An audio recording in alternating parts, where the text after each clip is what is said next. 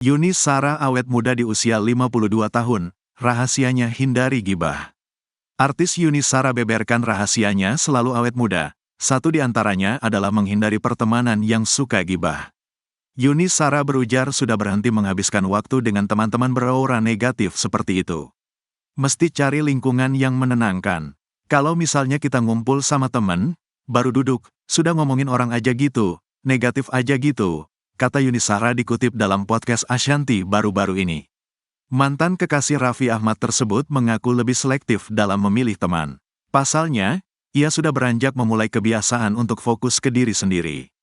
Jadi lebih selektif untuk itu. Bukannya tidak mau berteman, kita temenan baik tapi nggak bisa kayak dulu yang nongkrong lama, imbuhnya. Alhasil, Yuni banyak menghabiskan waktu untuk mempercantik diri. Selain itu juga, ia akan terus membuat dirinya bugar dengan rajin berolahraga. Pas 50 tahun, aku baru start, mulai mikirin diri aku sendiri. Aku mulai pakai sunblock, skincare.